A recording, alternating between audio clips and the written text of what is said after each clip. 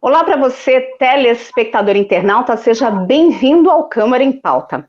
E no programa de hoje nós vamos tratar da comunicação pública e democracia.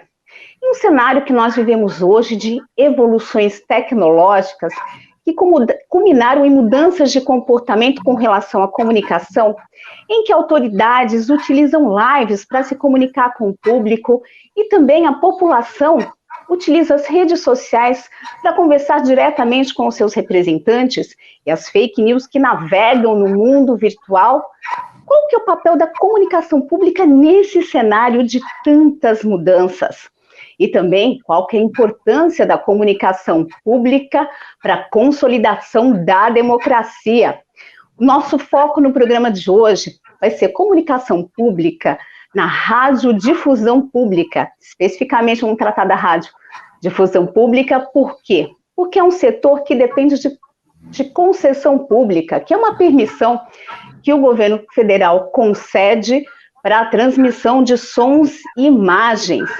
E ele deve seguir um princípio constitucional da complementaridade dos sistemas público, privado e também estatal. E o nosso debate vai incluir 3 jornalistas, 3 especialistas nas áreas de comunicação pública e democratização na comunicação. Então eu apresento agora a Márcia Detoni, que é professora do Mackenzie, ela que é doutora na área de ciência da comunicação, tem doutorado em radiodifusão pública e mestrado com foco em radiodifusão comunitária. Ela é autora do livro Mídia Pública na Sociedade da Informação e atuou na Folha de São Paulo, BBC de Londres, Reuters e Radiobras. Muito obrigada por ter aceito o nosso convite, professora. Obrigada a vocês, é um prazer estar aqui com os colegas jornalistas e falando também para o telespectador aí desse programa tão importante. Nós recebemos aqui também o Lincoln Macário Maia, ele que é presidente da Associação Brasileira de Comunicação Pública, é servidor da TV e da Rádio Câmara Federal, foi âncora e editor-chefe na TV Brasil e também na Band Brasília, e também é mestre em ciência política e é ex-presidente do Sindicato dos Jornalistas do Distrito Federal. Muito obrigada também, Lincoln, por ter aceito aí o nosso convite para participar desse debate. Eu que agradeço, é sempre um prazer, e um prazer maior estando entre mulheres, numa sociedade ainda tão machista, em que os homens continuam ocupando espaço excessivo nos meios de comunicação. Participar de um debate com debatedoras de alto nível é um prazer extra. Isso aí é a nossa função aqui de dar vozes cada vez mais para as mulheres, equilibrar, né? Equilibrar essas vozes. E a gente recebe aqui também para debater sobre esse tema importante que é a comunicação pública, a Larissa Gold, ela que é secretária geral do Fórum Nacional da Democratização da Comunicação, FNDC, e ela também atua na direção nacional do Centro de Estudos da Mídia Alternativa Barão de Tararé, é cofundadora da Rede Jornalistas Livres e editora de mídias sociais do Brasil de Fato. Muito grata também por participar aqui da nossa mesa de debates.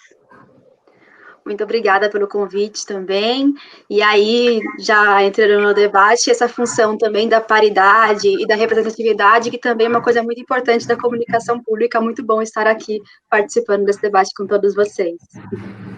E esse debate, gente, me deixa ainda muito mais feliz, né? A gente está com toda essa restrição na pandemia, de não evitar fazer programas presencialmente. E o fato da gente estar fazendo esse programa pela internet nos dá a possibilidade de unir pessoas aí que estão em espaços distintos, né? O Lincoln, enfim, que tem um trabalho aí em Brasília, então a gente consegue se reunir dessa forma, né? O que é bastante positivo. Agradeço mais uma vez. E eu queria começar esse debate com uma questão de conceito e direcionar minha pergunta, né, para a nossa acadêmica aqui, a professora Márcia. Professora, como que a gente pode definir o que é comunicação pública e também como que a gente pode identificar as fronteiras entre comunicação pública e comunicação estatal? Essa pergunta é super interessante, você já coloca no começo que a nossa Constituição, ela fala numa complementaridade entre o público, o estatal e o privado, e não define claramente o que é o público. Então, há sim uma diferença entre uma comunicação pública e uma comunicação estatal, e há muita confusão em torno dessa definição. Então, assim, comunicação pública não é apenas uma comunicação que é financiada com verbas públicas. Para você ter uma verdadeira comunicação pública, ela precisa ter uma independência editorial. Ela não pode estar sujeita a interesses comerciais e tampouco ela pode estar sujeita a interesses políticos. E o que garante essa independência editorial é justamente a existência de um conselho formado por vários membros da sociedade, que vai garantir o cumprimento da missão pública, que vai garantir a pluralidade, que vai garantir a independência. Então, se nós pegarmos, por exemplo, a BBC de Londres, nós vamos encontrar aí a maior e melhor rede de TV e rádios do mundo, completamente independente do poder público, sem anúncios comerciais, independente de qualquer interesse econômico, financiada com verbas públicas que são pagas por meio de taxa do telespectador. Mas nós temos também, por exemplo, nos Estados Unidos, a National Public Radio, a PBS na televisão, que sobrevive com verbas federais, com doações de telespectadores e mantém essa independência. E em ambos os casos você tem esse conselho plural que representa a sociedade e essas duas emissoras, elas não respondem a um órgão político, no sentido de que elas respondem ao executivo, que é o poder do momento. Elas respondem a um parlamento plural representado aí, né, por diversos partidos. Então, você tem a garantia da independência editorial. Infelizmente, no Brasil, nós não temos uma mídia verdadeiramente pública. Nós temos mídias estatais, ou seja, nós temos veículos que são financiados por verbas governamentais, mas que estão ligados, sim, a um poder do Estado, ou estão ligados ao poder executivo, ou estão ligados ao poder legislativo ou executivo, e não tem essa garantia de independência editorial. Elas assumem mais um papel de divulgar as ações que estão ocorrendo nesses órgãos estatais e pouco discutir o que se passa na sociedade de maneira geral. Agora, interessante, muito importante a gente tentar desenvolver as nossas ideias a partir dessas definições. A professora identificou que aqui no Brasil não tem nenhuma TV que consiga se sustentar, né, não tem nenhuma taxa que sustente a TV pública, ela depende inteiramente do orçamento de órgãos públicos, principalmente de órgãos do executivo. Larissa, como que aqui no Brasil a gente poderia, né, talvez pensando até no futuro, mas enfim, como que a gente poderia garantir uma independência financeira no caso de uma TV pública, né? Porque a gente estava questionando, poxa, essa taxa que é paga por conta da BBC, que é paga anualmente pela população para ter acesso, são aqui 135 libras e meia. Isso seria viável, por exemplo, num país como o Brasil? Quais seriam aí as possibilidades?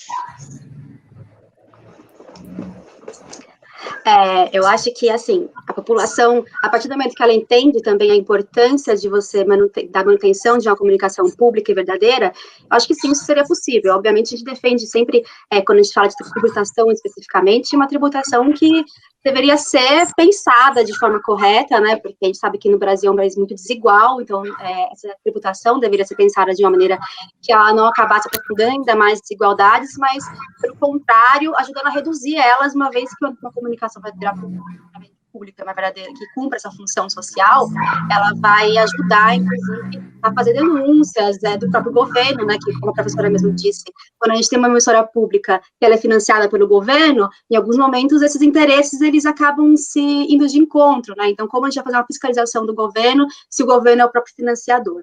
Então, eu acredito que teria, sim, caminho via a população, mas também, quando a gente fala de tributação, a gente poderia pensar em tributações que viriam junto com próprias outras empresas, né, que viriam de outros lugares e que garantiriam, a partir do momento em que as pessoas entendem da importância de você ter uma república, que ela tenha essa independência realmente, né. Bom, a professora também, baseado no que a professora, nessa definição, que eu acho que é o caminho que a gente vai nortear a gente nesse debate, Lincoln, a professora destacou que a gente não tem nenhuma TV que possa ser classificada como pública aqui no Brasil.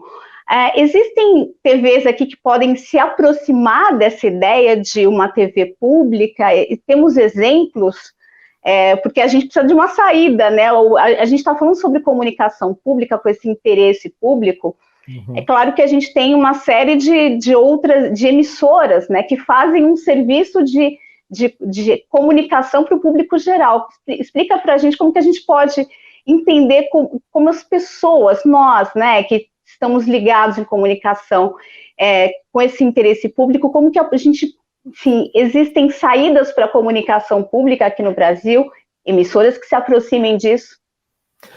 Eu concordo com a professora, e eu acho que isso é um diagnóstico de praticamente todo mundo que está trabalhando com comunicação pública no Brasil, que a gente ainda não tem nenhuma estrutura que a gente possa dizer assim, nossa, realmente pública, no estándar do que a gente considera de público, de total independência e total pluralidade. Mas isso não quer dizer que a gente não tenha bons exemplos de comunicação pública sendo feito dentro desses espaços, essa disputa. Eu, por exemplo, participei da construção da TV Brasil,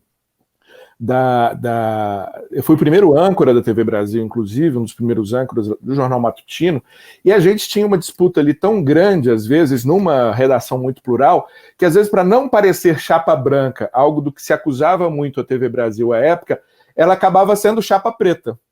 Então ela também errava ali pelo outro lado.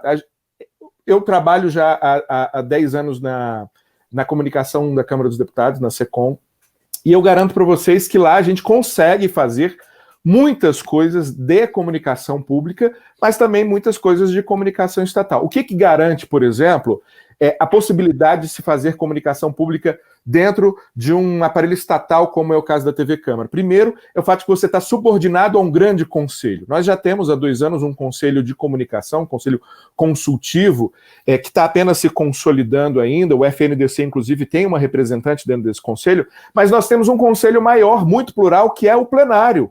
O plenário acaba garantindo, isso deve acontecer com muitas casas legislativas Brasil afora, pela sua pluralidade, garantindo essa vigilância mútua entre governo e oposição, entre diversas visões, e a tribuna do plenário acaba virando a grande ouvidoria. Isso, e outra coisa que também nos assegura alguma capacidade de fazer comunicação pública é o fato de sermos quase todos servidores estáveis, que não podem ser mandados embora. Eu sei, por exemplo, que faço perguntas aos deputados, ancorei um programa de rádio durante 7 anos, e de uns tempos para cá tenho feito lives para as diversas mídias, e com perguntas necessárias, às vezes incômodas, mas tenho certeza que só me sinto, digamos assim, confortável para fazer essas perguntas, porque tem uma estabilidade que me garante, digamos assim, a condição. No momento que se fala em reforma administrativa e que se ataca, por exemplo, a estabilidade, esse é um elemento que mostra a importância dela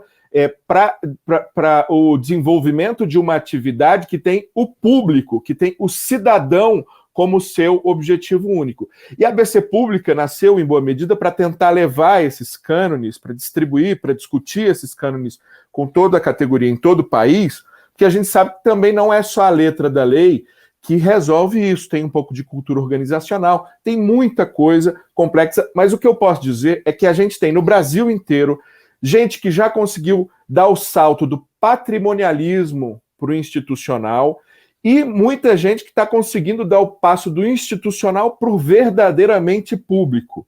É difícil, é complicado, a gente teve uma experiência terrível, não muito longe daqui, quando o Eduardo Cunha assumiu, por exemplo, a Câmara dos Deputados e que destruiu uma cultura organizacional existente, e talvez tenha sido até por conta das tentativas de interferência, de colocar censor em ilha de edição dentro da TV Câmara, que veio um movimento mais forte por parte dos próprios deputados e conseguiram a instalação do Conselho Consultivo de Comunicação Social, uma demanda que tem mais de 20 anos na Câmara dos Deputados. Então, assim, a gente vai avançando a passos de formiga, mas com vontade, com muita vontade por parte dos setores que trabalham diretamente na comunicação pública, e podemos dizer que temos aliados também entre muitos parlamentares, entre muitos gestores públicos, mesmo aqueles que são políticos. Tem gente que entende que a comunicação não pertence a ele, mas o patrimonialismo ainda é um duro inimigo a ser enfrentado no âmbito da comunicação pública.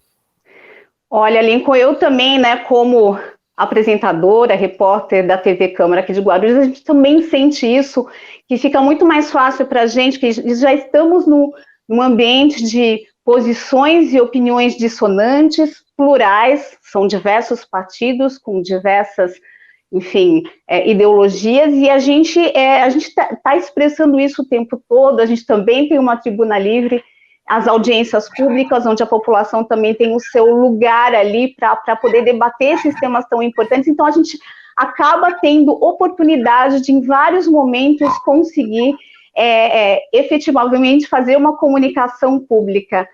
Professora, a senhora também tem uma vivência com TVs com rádios comunitárias, né? Nesse ambiente comunitário mais local, também é possível desenvolver uma comunicação pública? Eu só queria fazer um comentário antes de falar especificamente da comunitária, porque vocês apontaram aí as dificuldades que vocês enfrentam dentro da mídia estatal no Brasil. Então, se busca no Brasil, dentro da mídia estatal, fazer um trabalho mais independente, e aí vocês apontaram várias restrições que existem, inclusive no caso da TV Câmara, Rádio Câmara. Eu queria dizer que no Brasil houve, sim, 2 tentativas de se ter uma emissora verdadeiramente pública, e a gente não pode ignorá-las. Uma é a TV Cultura, né, que, de fato, vai buscar um modelo na BBC e cria um conselho consultivo. O problema da TV Cultura é que o conselho consultivo é todo formado por políticos, pessoas ligadas, de alguma maneira, ao governo estadual, ao governo municipal. Então, há uma interferência política, sim, na linha editorial da TV Cultura. E outra experiência muito importante foi praticada no governo Lula, quando foi criada a EBC, e se criou uma emissora com um conselho consultivo que buscava, assim, inspirada na BBC, ser uma emissora verdadeiramente pública, que falava de todos os aspectos da vida, não apenas das questões do governo executivo, e esse conselho tinha representantes de toda a sociedade, mas o modelo tinha uma falha. O modelo colocava nas mãos do presidente da República a presidência da EBC, e quando muda o governo que chega, destrói todo esse modelo. O presidente Temer, então, transforma a EBC, que se propunha em ser uma emissora pública, numa emissora estatal, dissolve o conselho, e hoje no governo Bolsonaro nós temos novamente uma emissora estatal tratando de maneira os assuntos do executivo de uma maneira bastante politizada. Então, nós não temos, de fato, mídia pública no Brasil.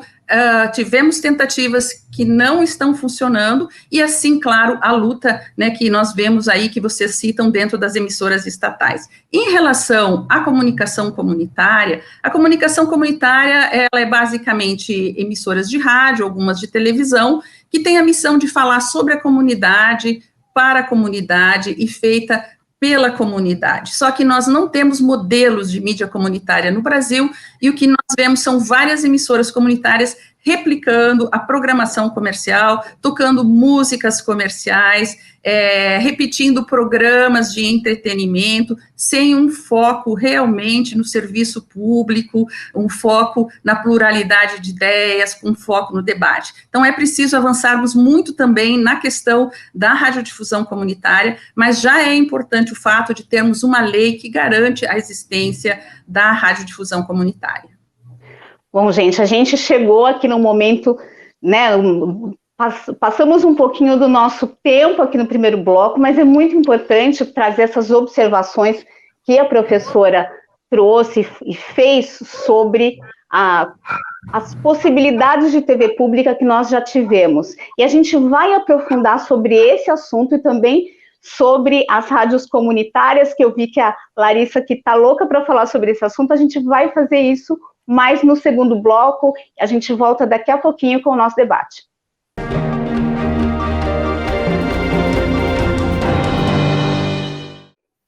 De volta com o Câmara em Pauta. No programa de hoje, nós discutimos comunicação pública e democracia.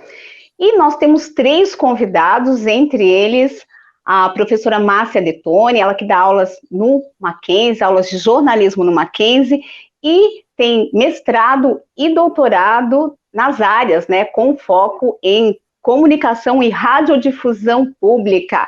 Entre os nossos convidados está também o Lincoln Macário Maia, ele que é jornalista e preside a Associação Brasileira de Comunicação Pública.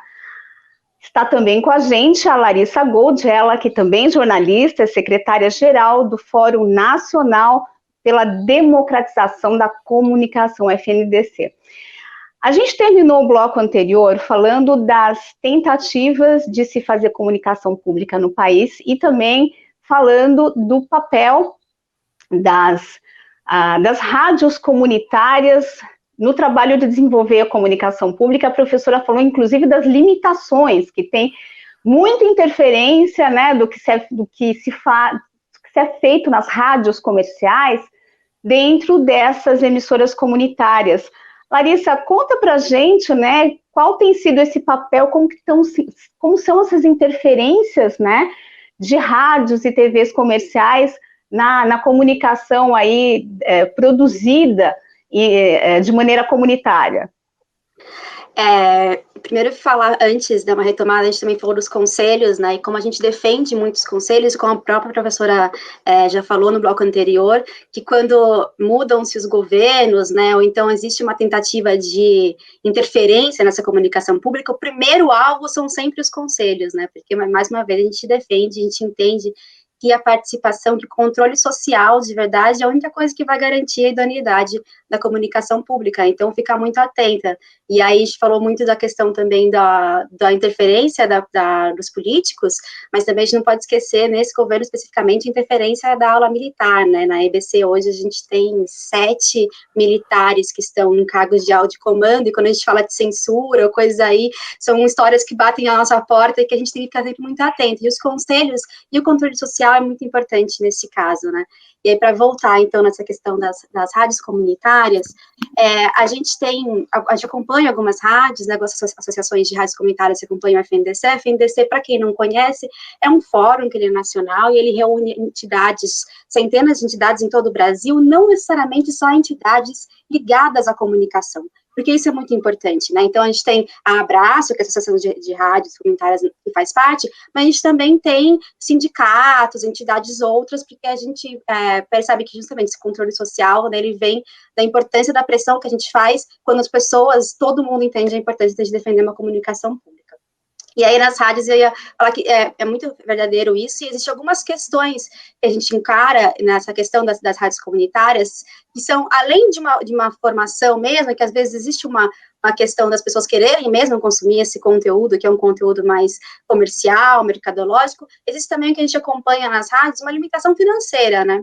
E aí, quando a gente vai falar de como a gente vai garantir condições de que essa rádio comunitária, ela de fato tenha uma produção independente, uma produção própria de conteúdo, a gente vai falar muito de como que a gente poderia, quais são os seus caminhos, e aí a gente sempre fala, obviamente, primeiro, a gente aqui, por defender uma comunicação pública, estatal, ou a gente fala sempre da importância dos governos fazerem isso, seja por edital, por fomento, mas como que você vai garantir que essas rádios consigam produzir conteúdo? Isso agora a gente lançou, agora na eleição, no período eleitoral, a FNDC lançou uma plataforma para a gente cobrar, inclusive, os candidatos a prefeito de quais seriam, o que é uma candidatura, porque às vezes a gente também coloca muito essa questão no âmbito federal, né? Só existe política pública para garantir a democratização da comunicação no âmbito federal, sendo que há muita coisa também no âmbito do município que a gente pode defender. E a gente lançou uma plataforma com essas questões todas dentro do município, e uma das questões que a gente defende muito é isso, como que a gente consegue garantir que os veículos comunitários, né, os veículos das regiões, consigam produzir conteúdo próprio, porque às vezes eles têm ali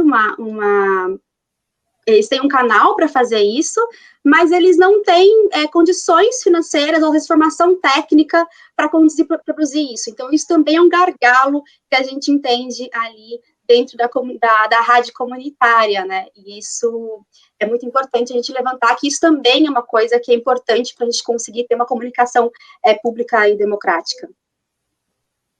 Tá certo. A gente estava conversando, quer dizer, a professora trouxe no final do primeiro bloco essa questão da dissolução do Conselho Curador da TV Brasil, da EBC, e também da retirada, né, da extinção do secretário ali, do diretor-presidente da TV Brasil. Então ele foi exonerado, isso em 2016, ainda no governo Temer. Isso eu acho que foi um abalo, né, para a comunicação pública. E esse ano, a gente estava assistindo, a professora também trouxe essa informação, né, em 2019, houve uma fusão de programação entre a TV Brasil e também a TV NBR, né, que a TV NBR é a que transmite aí as ações do Poder Executivo Federal. E eu queria direcionar essa pergunta minha para o Lincoln. Lincoln, você que já trabalhou na TV Brasil, como que fica essa situação da TV Brasil? Ela nasceu para ser uma televisão pública, exemplo da BBC, como a professora falou, e agora ela está diante de uma programação que privilegia totalmente a transmissão de desenhos animados e a inclusão de ações do Poder Executivo que não eram nada parecidas com a programação inicial dela, que era justamente tratar de assuntos gerais, culturais, educativos. Como é que é produzir numa situação dessa, né? Como que a gente classifica? Agora ela é uma TV estatal? Conta pra gente a sua interpretação dessa situação. Eu gostaria de começar dizendo que eu tenho muito orgulho de ter participado da construção da EBC. Foi uma construção muito difícil, não foi fácil, foi inclusive travada um debate muito profundo dentro do Congresso Nacional com os parlamentares para que eles entendessem a importância da comunicação pública. Os parlamentares desconheciam que grandes redes respeitadas mundo afora, como a NHK, como a própria BBC, eram estruturas públicas, né? A Europa toda e boa parte da Ásia tem a comunicação pública como a sua primeira comunicação, e só depois a comunicação privada começa a surgir, e inclusive bebendo muito nos cânones do bom jornalismo, da boa programação feita pelos canais públicos. Todos os países da OCDE, todos os países respeitáveis têm um sistema de comunicação forte. Era isso que a EBC, a TV Brasil e todo o complexo da EBC pretendiam emular aqui no Brasil. E eu posso dizer com alguma alegria que conseguimos em parte. E posso dizer com muita tristeza de que boa parte daquele projeto foi jogado sim na lata do lixo, inclusive de forma ilegal, porque foi preciso uma medida provisória, foi preciso uma mudança na lei para destituir o presidente. O presidente Michel Temer, inclusive, ele não poderia destituir, ele precisou editar uma medida provisória para se auto-outorgar esse poder de destituir o presidente da EBC, porque no projeto original ele não poderia, os presidentes, uma vez indicados, transcenderiam o mandato de um presidente da República. Mas o fato é que hoje, mesmo num serviço estatal como é a Voz do Brasil, por exemplo, a gente consegue identificar, e mesmo nesse governo, a gente consegue identificar comunicação pública sendo feita com prestação de serviço, com foco no cidadão. E uma coisa que a gente precisa ter muito clara é que mesmo a gente entendendo a necessidade e a existência da comunicação estatal ou de outras formas de comunicação institucional, a gente não pode aceitar que ela não esteja pautada por critérios também da comunicação pública. Não é porque é estatal que o cara pode tudo, que é focada no emissor, numa suposta prestação de contas ao cidadão, que ele possa, inclusive, distorcer a verdade. Isso não pode. Ou seja, fidelidade aos fatos é algo que deve existir mesmo na comunicação estatal. E a compreensão de que mesmo a comunicação estatal deve obediência e deve fidelidade ao fim e ao cabo a quem a banca, que é o público, não é o Estado, né, que é o cidadão e não o Estado, também precisa estar muito claro. E é isso que a gente busca dentro da ABC Pública, mas essa é uma luta que não basta legislação, não basta melhoria apenas institucional. É preciso mudança de cultura. O brasileiro, nós todos precisamos compreender a comunicação como um bem que pertence a todos e que está sob vigilância de todos. Como o jornalismo deve ser compreendido como serviço público. Sem essa compreensão, quando vier uma mudança por medida provisória, não vai ter grita, como deveria ter ocorrido. Teve, uma pequena, mas a sociedade toda, os parlamentares, em sua grande maioria, deveriam ter saído em defesa. É verdade que alguns saíram, mas não o conjunto.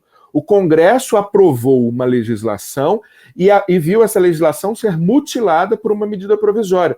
Enquanto não houver essa compreensão por parte de todos nós, e aí a academia, os movimentos sociais, eu devo inclusive fazer uma homenagem aqui ao FNDC, do qual a ABC Pública com muito orgulho faz parte, porque é graças à existência do FNDC já há mais de 20 anos e do fórum que o precedeu, que nós temos avanços institucionais, como por exemplo, a Lei do Cabo, que criou as TVs comunitárias, criou as TVs legislativas, mudanças, não só mudanças importantes, várias que eu passaria horas aqui citando, mas também poder político e social para brecar mudanças para piorar. E esse trabalho de oposição, de resistência, às vezes ele é até mais importante em tempos como esse que a gente está vivendo, mas ele não é visível para a sociedade, por isso meu reconhecimento ao trabalho que o FNDC trava já desde os tempos de Daniel Harris. Mas eu vou fazer uma vírgula, uma pausa agora, porque como sempre eu costumo me empolgar muito falando desse tema, falando demais. Bom, professora, o Lincoln ele falou justamente dessa cultura de não privilegiar a comunicação pública, o que é público. E quando a gente pensa nas grandes emissoras públicas internacionais, a senhora já citou bastante a BBC, que é uma grande referência para o Brasil, para a Europa e para o mundo, e a gente vê a força das emissoras públicas em outros países, e aqui no Brasil a dificuldade de aumentar a audiência das TVs públicas. A senhora tinha falado da cultura, a cultura também é uma referência no desenvolvimento de programas infantis, programas educativos, e ela nem consegue passar ali dos 2 pontos de audiência, sendo que ela é realmente destaque nessa área. Professora, isso tem alguma coisa a ver com a nossa cultura, com o início da televisão, o início da radiodifusão aqui no Brasil?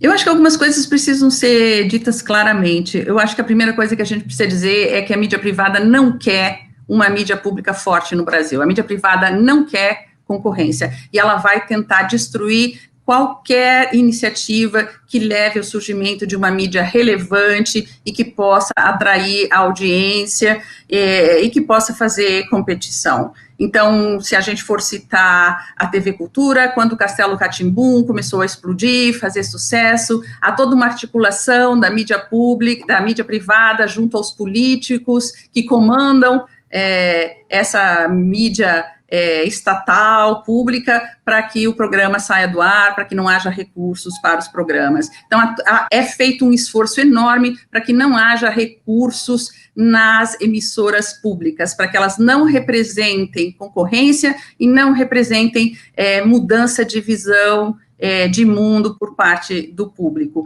Foi uma luta para se conseguir uma radiodifusão comunitária, essa luta foi muito difícil no Congresso, e se só permitiu a radiodifusão comunitária porque ela tem uma audiência, uma limitação de audiência, porque ela não tem potência por lei, ela não pode ter transmissores com mais de 25 watts, ela não pode atingir mais de 1 quilômetro, eles deixam a população brincar de rádio, mas eles evitam que ela tenha recursos para se tornar uma mídia relevante e fazer concorrência. Então, assim, no Brasil, a mídia nasce privada, nós não temos experiência de mídia pública, a nossa população não sabe o que é uma mídia relevante e voltada para os interesses públicos. Ela é acostumada a receber conteúdos voltados para o entretenimento, muita novela e programas de auditório e um jornalismo aí entremeando esses espaços de entretenimento. Não é culpa da nossa população. Agora, quando se tenta fazer uma mídia pública relevante e se enfrenta muitas dificuldades, e aí se faz com que a mídia pública fique restrita a informações sobre o que está sendo feito nos órgãos de poder, programas culturais, música popular brasileira ou música clássica, quer dizer, uma programação elitizada. Toda vez que se tenta fazer uma programação mais popular, mais política, mais voltada para o cidadão, se sofre muita pressão. Por quê? Porque a mídia estatal, a nossa mídia estatal, ela está sujeita à interferência dos políticos, que, por sua vez, são financiados pelas grandes empresas. Então, isso, assim, acontece no Brasil, a gente precisa ter consciência disso. Nós tivemos um momento inédito na história, que foi a construção da EBC, e aí o governo Lula errou quando colocou a presidência da EBC na Secretaria de Comunicação da Presidência da República. Tinha que ter ficado com o parlamento, tinha que ficar com um órgão plural de vários partidos e não ser visto como a TV do Lula, a empresa do Lula. Perdemos uma oportunidade ali, mas não estamos desistindo. Eu acho que existem várias organizações públicas, FNDC é fundamental nessa luta, tem todo o meu respeito, minha admiração, o que esse grupo tem feito, tem ajudado muito, e não é pelo fato desse governo ter destruído algumas tentativas de mídia pública que a sociedade civil organizada vai parar de insistir em termos uma comunicação que seja realmente voltada para o cidadão e desvinculada de projetos políticos e projetos econômicos. Não existe democracia num país que não tem uma mídia independente. E a única possibilidade de mídia independente que nós temos é, sim, uma mídia pública, nos moldes do que é feito nos Estados Unidos, na Austrália, que é feito na Grã-Bretanha, e que nós não estamos falando aí de mídias ou países socialistas, como se tem falado agora, estamos falando de meca do capitalismo, onde se respeita a democracia. Então, não existe democracia no Brasil se não houver a construção de uma mídia pública forte. Larissa, bom, tanto a professora Márcia quanto o Lincoln falaram da importância desse órgão que você representa, o FNDC, e eu queria saber, no momento em que houve aí a extinção do Conselho Curador, em que houve também a mudança, né, de instituição a qual a EBC tinha que responder, que em vez de ser a SECOM, tinha que ser aí a Casa Civil, o que a professora falou, a possibilidade do presidente, né, indicar ali a quem iria dirigir a EBC, esse erro que a professora identificou. Naquele momento em que houve isso, e agora também nessa decisão de integrar a programação da TV Brasil, também com a TVNBR, qual que foi a ação do fórum? Como que vocês se mobilizaram? Como que vocês interpretaram essas atitudes e como que vocês se mobilizaram? Primeiro, saudar muito a fala da professora, que eu tenho muito acordo. Uma aula, aliás, para todo mundo. O fórum, ele se articula em duas frentes, né? Uma frente que ela é uma frente mais de caráter dos movimentos sociais, então, que a ideia nessa frente, então, cartas, tentar convocar atos, tentar convocar debates, a gente tenta dialogar com a população. Acho que essa é uma frente muito importante, a gente tentar dialogar com a população, porque, como foi falado aqui muitas vezes, enquanto a população não entender a importância da defesa de uma comunicação pública, a gente não vai conseguir se adiantar muito nesse tema. Então, existe uma tentativa, e por isso que o fórum tem esse caráter tão plural. Então, uma tentativa de dialogar com as entidades do fórum, com todos os movimentos sociais que fazem parte, com todas as instituições, ONGs, para que elas entendessem o que estava acontecendo e da importância, porque, como já foi dito, nem todas as organizações são da comunicação, muitas delas também não acompanham o que está acontecendo, esses ataques, né? Então, a primeira frente do fórum é essa frente junto às suas entidades, junto aos seus movimentos de diálogo com a população. Uma segunda frente muito importante são as frentes institucionais, né? Então, como foi dito, a FNDC ele faz parte do conselho das TVs, ele faz parte dos conselhos direitos humanos da Câmara, então, considerando que a comunicação pública é um direito humano, né, então faz parte de diversos âmbitos institucionais mesmo, e aí trava uma luta institucional junto a parlamentares, que são parlamentares que existem parlamentares comprometidos com essa pauta, né, a gente também não pode achar que ali, da mesma forma que a gente tem essa política do que o privado é ruim no Brasil, a gente também, que o privado que o público é ruim, e que isso é uma coisa que é defendida pelo privado para justamente acabar com a possibilidade de ter um público bom, a gente também tem essa falácia de que nenhum parlamentar presta, né, e que isso também favorece a gente não conseguir criar essas frentes de luta. Então, a gente também teve uma atuação muito forte junto a parlamentares que se posicionaram firmemente quanto a isso, né, a gente conseguiu reverter, inclusive, algumas coisas e outras não, mas a gente também teve essa luta dentro desse âmbito mais institucional, então, com cartas, com audiências públicas, foi feito conversas mesmo, aí mais no âmbito bilateral, para a gente tentar reverter isso, então houve uma atuação também institucional de denúncia, né, quanto a isso, para a gente conseguir ampliar cada vez mais essa luta. E aí eu queria falar também essa questão de que a gente falar da defesa da comunicação e que o público sofre muito ataque, mas o que a gente vem vendo também no decorrer do tempo é um ataque ao jornalismo como um todo, né?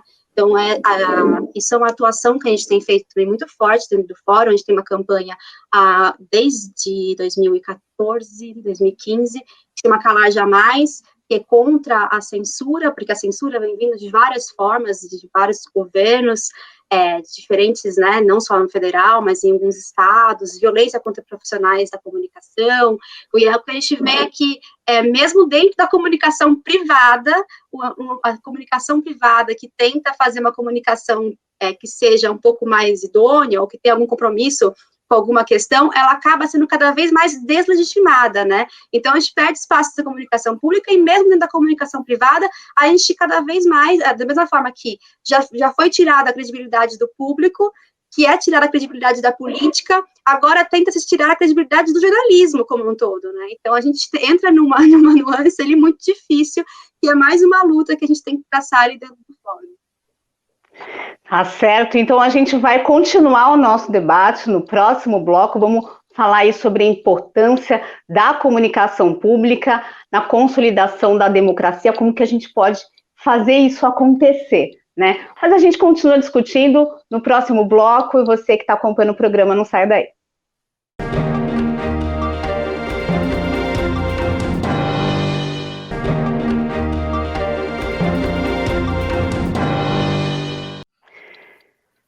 De volta com Câmara em Pauta. No programa de hoje, nós estamos debatendo comunicação pública e democracia. E para fazer esse debate, nós temos 3 convidados jornalistas. Temos Márcia Detoni, que é professora do Mackenzie e também doutora e mestre na área de comunicação pública. Está junto conosco o Lincoln Macário Maia, ele que é presidente da Associação Brasileira de Comunicação Pública, e a Larissa Gold, que é jornalista também, secretária-geral do Fórum Nacional pela Democratização da Comunicação. Lincoln, vou começar com você agora, né? A gente vive num momento, num paradigma da comunicação, em que a comunicação ela está cada vez mais ágil e as pessoas estão se comunicando muito entre si. Então, por exemplo, as autoridades começaram a fazer lives, as pessoas começam a conversar diretamente com os seus representantes por meio das redes sociais, e eu gostaria de saber como que a comunicação, né, do campo público, ela pode se adequar a essa nova realidade, né, que parece que em alguns momentos a gente perde um pouquinho aquela função de mediação tão necessária que a gente tinha, porque as pessoas só sabiam do que estava acontecendo, por exemplo, numa Câmara Legislativa, por meio das matérias, ou então porque estavam assistindo ali, o jornalista estava comentando. Agora não, a gente está assistindo lives de deputados, enfim, tudo acontecendo rapidamente, essa comunicação, essa interação. Como que a comunicação pode responder isso, a comunicação de origem pública?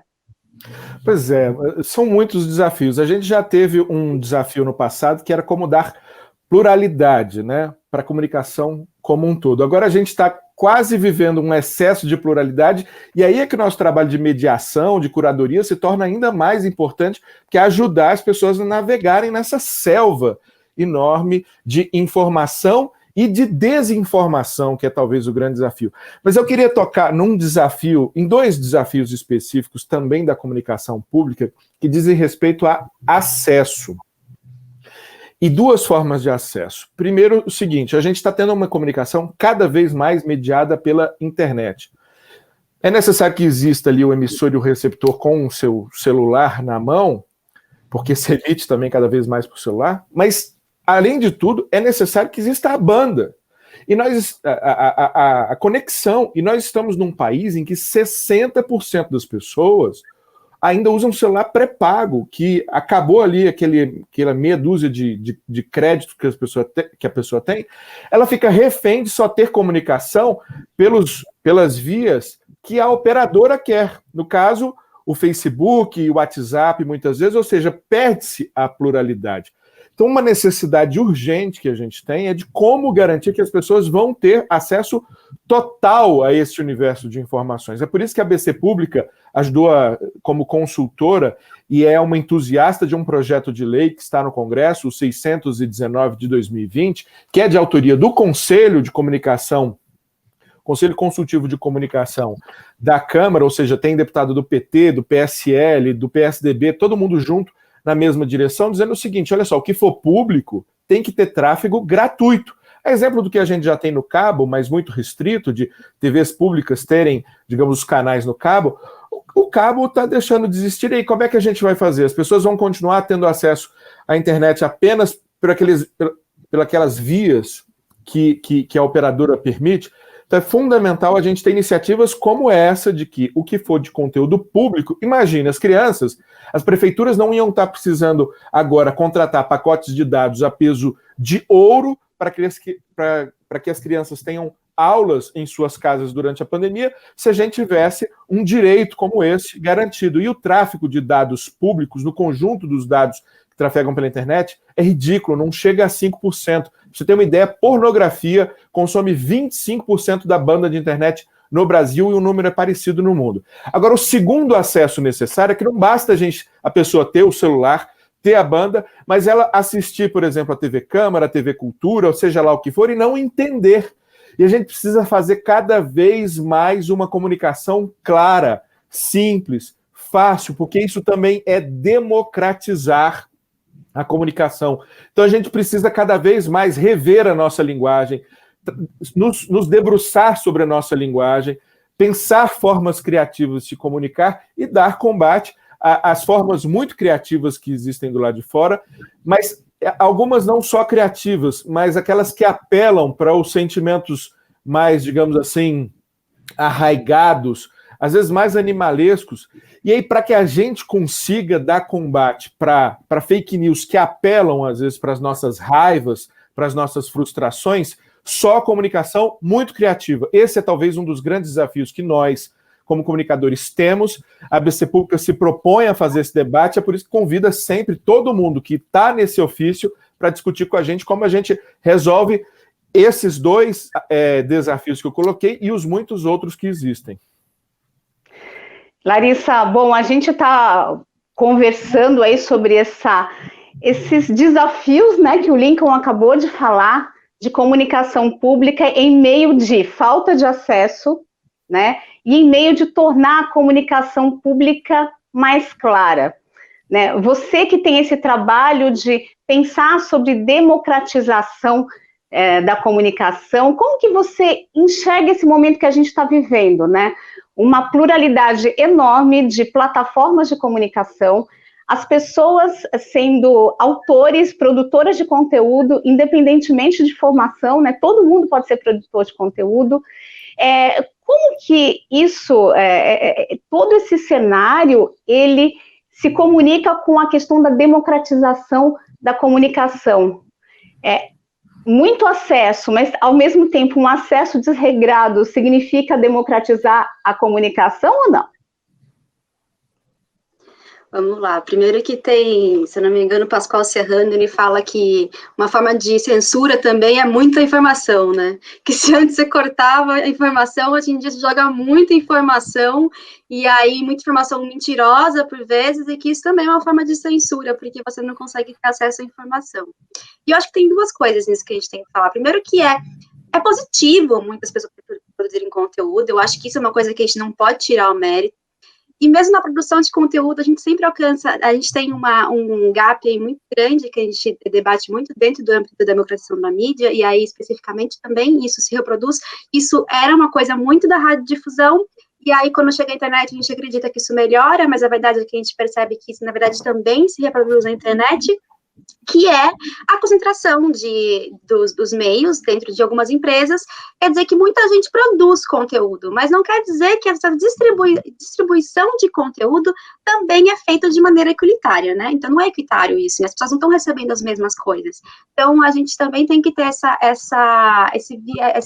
olhar crítico para o fato de que uma coisa que um coletivo produz lá na periferia, não chega a mesma quantidade de pessoas do que uma coisa que um grande youtuber com financiadores faz, ou que uma mídia que já vinha da TV, que agora é grande também na internet. Então, são pesos diferentes dentro dessa internet. De qualquer forma, a gente defende sempre, sim, a pluralização. Quanto mais plural, melhor, mas também plural com essas condições que o Lincoln falou, né, plural com condições que as pessoas consigam ter acesso, consigam chegar, plural, mas que as pessoas compreendam, né, existem outras questões que a gente tem que defender, porque a gente tem um dado, por exemplo, e daí a gente fala da comunicação pública, e quando a gente vai falar também da representatividade, que eu acho que essa coisa que o Lincoln fala, de que existe um desafio nosso de a gente produzir conteúdo que as pessoas compreendam, e a produção de conteúdo que as pessoas compreendam, a gente tem feito aqui, eu sou de São Paulo, né, da capital, e a gente tem feito aqui uma grande articulação junto a vários coletivos das periferias,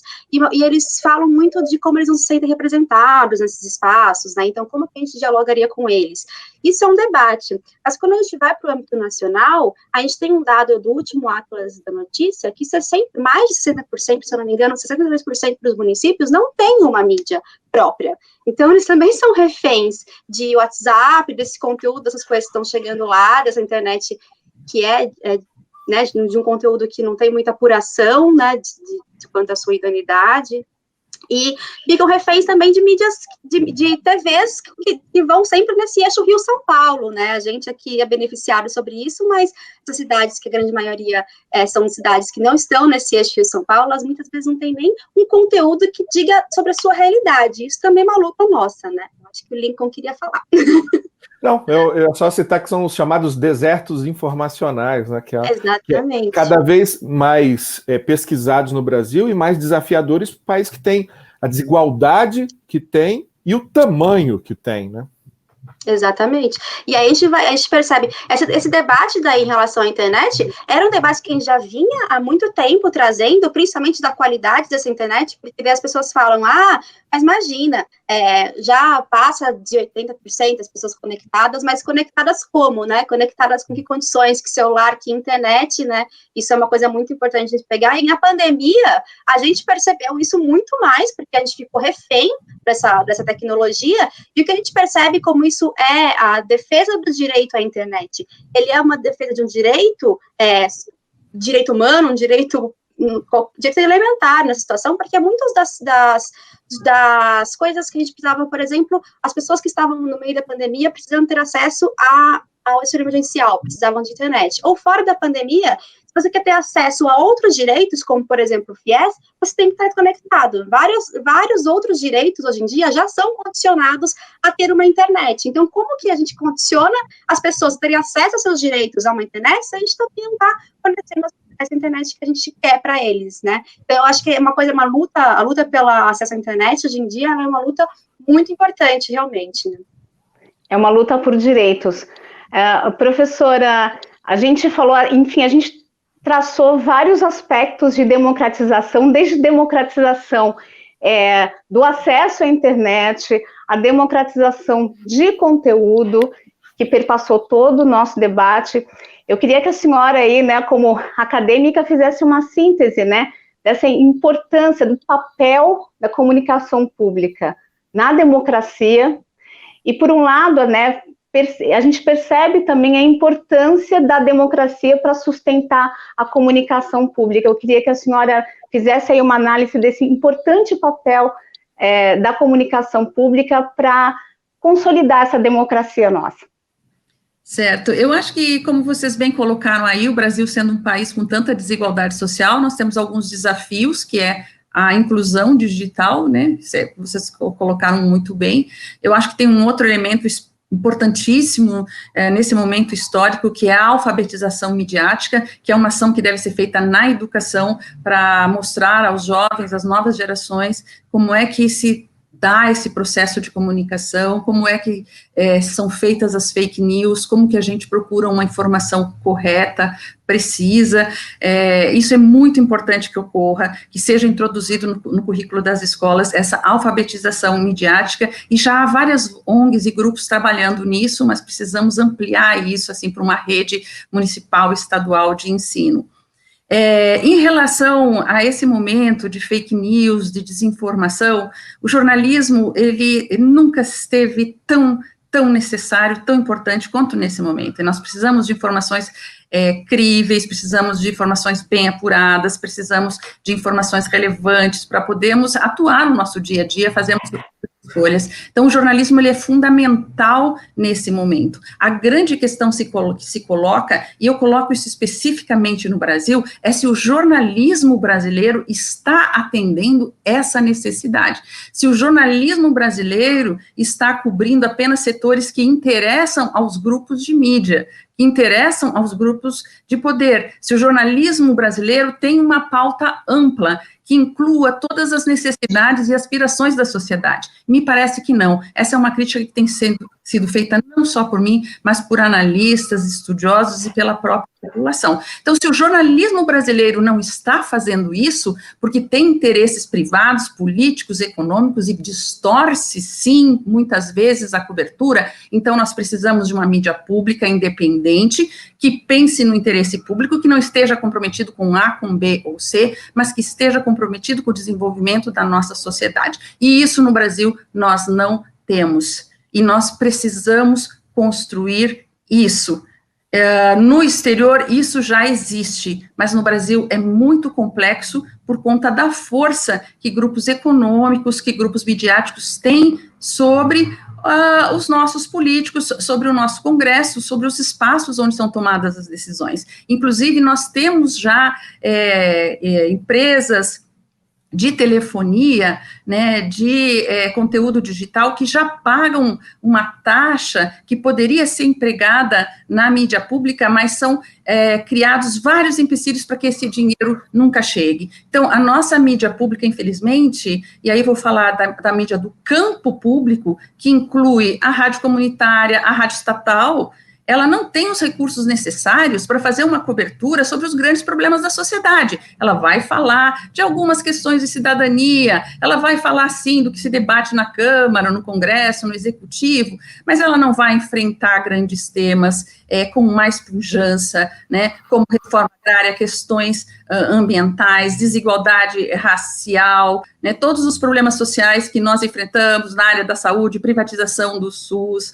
E nós enfrentamos uma forte dificuldade, que é o neoliberalismo, dizendo que o Estado deve ser mínimo, e que o Estado não deve investir em nada, não deve investir em saúde, não deve investir em educação, e muito menos em comunicação, porque o Estado vai investir em comunicação se tem aí todas essas emissoras públicas oferecendo entretenimento e conteúdo. Só que o conteúdo que esses veículos estão oferecendo não são suficientes para a democracia no país, são bastante comprometidos com alguns interesses. Então, sim, o Estado tem um papel de garantir o direito à informação, uma informação plural, e aí cabe a nós, né, da mídia pública, repensarmos a nossa missão. Qual a nossa missão nesse cenário tão plural, com tantas mídias, com a internet, né? Então, a nossa missão, no meu entender, é criar uma esfera pública de debate, onde todas as vozes possam se manifestar, e isso não ocorre na mídia privada, e isso justifica a existência de uma mídia pública, justifica um investimento, né, de recursos federais, municipais, estaduais, em veículos que vão trazer uma informação importante para o desenvolvimento da nossa nação. Então, resumindo, a nossa mídia privada não está atendendo às aspirações populares, e por isso a necessidade de uma mídia pública. Lincoln, e como a mídia pública, a comunicação pública pode se organizar para efetivamente criar esse ambiente de fortalecimento da democracia? Como que isso pode ser feito, já que a professora falou assim que o jornalismo ele não está cobrindo tudo o que é necessário para garantir esse ambiente mais democrático, esse ambiente mais plural que a gente espera do jornalismo de uma forma geral? Olha, é um trabalho em muitos níveis. Então, a gente já citou aqui um nível fundamental, que é o FNDC, o Fórum Nacional pela Democratização da Comunicação. O FNDC, inclusive, tem me permitam falar, uma espécie de filhote, que é a Coalizão pelos Direitos na Rede, que é uma espécie de FNDC focado exatamente no direito ao acesso à internet, de uma internet que não seja capturada pelos interesses comerciais, como vem sendo. Então tem esse supernível, né, que deve envolver a todos nós, as outras entidades que teoricamente não são ligadas à comunicação, mas todos nós somos ligados à comunicação. Tem as lutas específicas, do qual a ABC Pública, a Associação Brasileira de Comunicação Pública, é um instrumento buscando reunir os profissionais, os estudiosos, as entidades, até mesmo do terceiro setor, porque a gente acredita que até na iniciativa privada há tentativas de se fazer comunicação pública. Mas há uma militância, uma atuação que é mais restrita, que é entre nós mesmos. Assim. Eu vivo isso cotidianamente, tentando conversar com as pessoas, com os meus pais, com o grupo do WhatsApp da família, sobre a importância da comunicação como instrumento de libertação mesmo, como instrumento de exercício da cidadania. E a gente tem que atuar nos 3 níveis. É claro que cada um vai dar um gás numa área maior. Eu, por exemplo, estou presidindo, meu mandato acaba agora como presidente da ABC Pública, eu não posso me reeleger, mas vou continuar nessa luta, mas estou também em interação com a FNDC e estou também nesse processo que é de convencimento, às vezes, do colega que está do seu lado. Eu tenho exemplos de colegas que fazem comunicação pública no seu sentido mais puro, focado no cidadão, mas não tem essa compreensão de como a gente precisa lutar por avanços institucionais, como a gente precisa cada vez mais deixar essas regras claras, não ficar baseado apenas em cultura organizacional, porque vem um inimigo da comunicação, um inimigo da democracia e destrói tudo isso em seguida. Então, é um trabalho que envolve todo mundo, deve envolver todo mundo, eu lembro que quando estudante de comunicação no movimento estudantil, a primeira proposta que eu levei para um congresso de estudantes lá em 99 foi a proposta de que a educação para mídia, a educação crítica para mídia ganhasse os currículos do 2º grau. Na época, 2º grau. Tem que ganhar não só do 2º grau, mas do primeiro grau, do ensino fundamental, e da educação infantil, desde a creche, com crianças que hoje estão interagindo com este mundo cada vez mais cedo. A gente precisa, sim, mas uma construção lenta, longa, infelizmente dolorosa no Brasil, mas que a gente precisa travar cotidianamente e com cada um fazendo o seu papel também de beija-flor apagando o incêndio da floresta. Para finalizar agora, Larissa, como que, nesse cenário que a gente descreveu de tantos desafios para garantir a sustentação da comunicação pública, como que a gente faz para efetivamente garantir a democratização da comunicação e o fortalecimento da comunicação pública? Eu acho que aí, entrando em diálogo com o que o Lincoln falou, a primeira coisa é um convite, né? Então, o Lincoln, a ABC Pública, ele citou já a Coalizão de Direitos na Rede, tem o FNDC, mas tem muitas entidades, tem muitas ONGs, tem muita gente que está nessa luta, que está nessa batalha pela democratização democrática, pública, popular, que atenda os interesses da população, que comunique a população, que atenda todos esses conceitos que a professora falou também, né? Um jornalismo que seja de fato vá atender as necessidades da população. Então, conheça essas entidades. Acho que, às vezes, se você chegou até aqui esse debate, provavelmente você já tem algum interesse sobre a temática. Então, fortalecer essas entidades é uma coisa primordial para a gente conseguir ter força nessa luta. para a gente conseguir fazer um contraponto e garantir uma democratização da comunicação. Então, essa é a primeira coisa, é um convite, todos nós temos que nos engajar nessa causa, enquanto todos nós não nos entendemos como atuantes disso, na defesa dessa comunicação, da importância dela, como ela interfere na nossa vida diariamente, a gente não vai conseguir criar uma comunicação. Então, acho que a primeira coisa é a gente se entender é esse convite, né? E aí, eu acho que a segunda coisa é que a gente não pode parar, a gente não FNDC, a gente sofre muito, porque esses ataques que estão vindo da comunicação não estão vindo só na comunicação, né? Vieram diversas frentes para toda a sociedade civil organizada no último período. Então, a gente sofre na FNDC porque as nossas entidades também estão em batalhas diversas, né? Porque é um ataque coordenado de diversas formas. Mas a gente tem que entender a comunicação como prioritária. Isso é uma coisa que a gente sempre leva lá. A gente entende que todo mundo está correndo atrás de vários problemas, mas a gente tem que entender a comunicação prioritária. A gente não pode colocar isso como uma pauta secundária. Não é perfumaria. Comunicação não é perfumaria. Então, isso é uma coisa que a gente tem que deixar a comunicação na ordem do dia. Essa é uma luta que a gente tem para fazer, e aí a gente, enquanto FNDC, a gente não pode deixar a peteca cair. Eu acho que essa é a melhor coisa que a gente pode fazer aqui para garantir uma comunicação democrática, é não deixar a peteca cair, mesmo em períodos. É muito fácil a gente conseguir brigar por uma comunicação mais democrática, por leis, governos que diálogo. A gente entra em projeto, isso é muito fácil. E aí, agora a gente faz o quê? A gente continua brigando, né? A gente não pode fechar as portas para tudo, ou criar um ambiente de que a gente também, meio autoritários na nossa parte, a ideia é que a gente também continue brigando em todos os governos, em todas as situações, por essa comunicação democrática. Esse é o nosso papel, né? Ou então a gente entende aí, né, com são vários desafios que a gente tem que superar, né, de se comunicar com mais clareza, tentar garantir pela luta pluralidade e também criar aí ferramentas, né, como a professora falou, para evitar que a gente passe por situações como essa de ficar nas mãos da decisão, por exemplo, de um presidente da República de dissolver, alterar a estrutura de uma emissora pública que estava ali lutando para se firmar, né? Bom, o nosso tempo acabou, infelizmente. É muito importante a gente fazer esse debate. Eu acho que ele trouxe muitas informações, muitos questionamentos, e eu agradeço a participação de cada um de vocês. Muito obrigada, gente. É uma felicidade poder compartilhar um pouquinho do nosso espaço com tanto conhecimento reunido, nesses 3 jornalistas que a gente escolheu, né, tão especializados e tão engajados pela comunicação. Obrigada. Muito obrigada. E com isso, gente...